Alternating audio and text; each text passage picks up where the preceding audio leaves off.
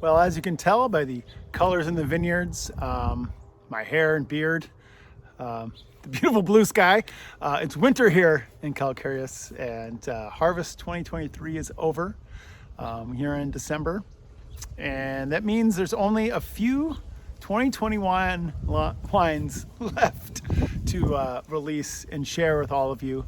And today we're going to be releasing one of our flagship wines, and to me a wine that really kind of embodies everything that I've loved about these 2021 wines.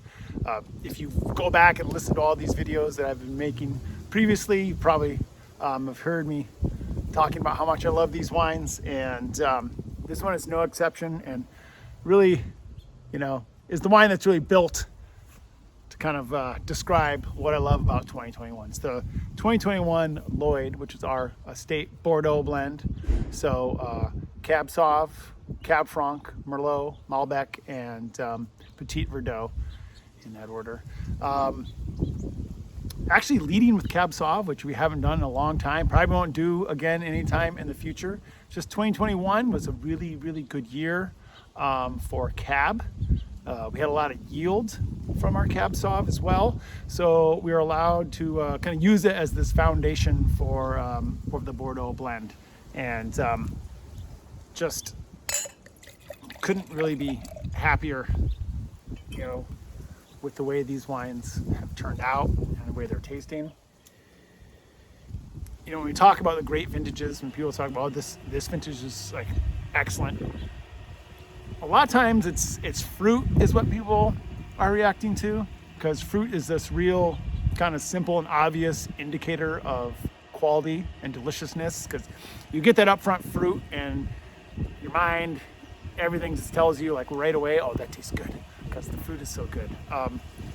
These wines are not good because of the fruit. These wines are good because of complexity, and you get a nice complex wine, a complex vintage. We have a wine with a blend of 5 varietals, so complexity upon complexity. And to me,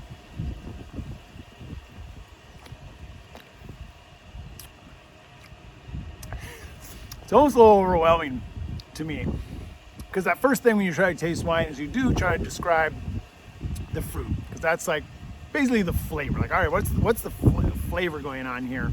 And often we'll rely on, well, like our Syrahs, or like have this dark fruit character, like blackberry. Our Pinot has a strawberry character. Cab has this red fruit character of like currants and cherry. This wine has all of those things going on. So you can't just use the winemaker crutch and throw a bunch of fruit describers and say, oh, this tastes like this fruit and this flower, and there you go. That's what it tastes like. It's so much going on that it kind of just blows all that nonsense out. It's like, all right, you're not just going to get away with throwing some descriptors like that out.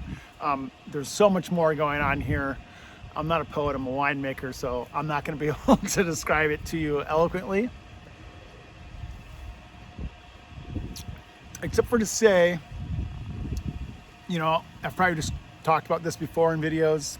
The most common question you get as a winemaker, people come here, is they pull you aside. Hey, what's your favorite wine, Jason? I'm gonna buy a couple bottles. What's your favorite? I have the same answer. I always give the same answer. They don't have a favorite wine. If I had a favorite wine, I would just make one wine. We would make one estate wine, the best I could, and say, here's my favorite wine. But I don't have a favorite singular wine. Wines have so many more purposes and more like situations and things to do, and that's what's so interesting to me about it. It's not just this one singular thing that I like. It's all these different aspects. But if there's a style of wine that I like, that I'm most interested in drinking, it's very complex wines like this. And I would almost describe this as an old world wine. And often when you say old world wine, it's a shorthand for saying it kind of tastes a little poopy and a little farmy and a little off and dirty. You know, that's just kind of what old world means. It's like, this is old world winemaking. It's a little dirtier, a little funkier. But that kind of associates more with what we, you know, when we commonly get cheaper French and Italian wines, we're getting cheap export wines and the quality is lower, the care is lower. Not really indicative of true, great, old school terroir. You know, the old world terroir to me is embracing of more complexity and less of fruit. And I really, really love those style of wines when I just want to drink a wine and try to add to my ability to describe wine or think about wine. That's what I like to, you know, I don't want to do that all the time. You know, there's a time and a place for that. Not, you know, there's not a, every dinner table with a winemaker has me droning on about the complexity of the wine. But if I'm just sitting here on a beautiful day like this and want to sip wine and think about it, these are the style of wines that I feel, you know, I made this, but I feel I can learn from this. And there's like descriptors going on here.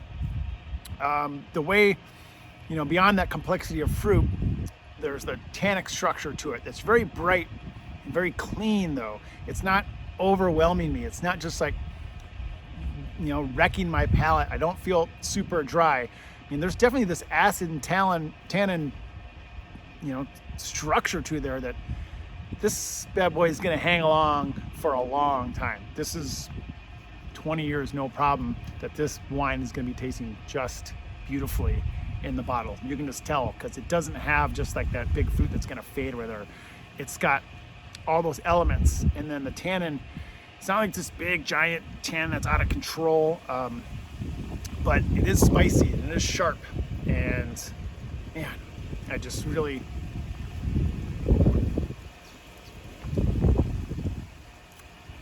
love that style.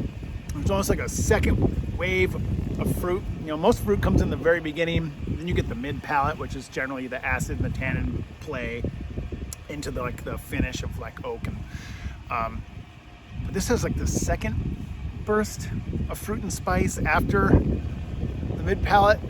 Wow, I just you can tell I'm a little overwhelmed. You know, it's like what can I do? I don't write these videos out beforehand or like plan what I'm going to say in these. I try to just taste and react, and boy, I'm just really happy how this one turned out. I'm really happy about this vintage.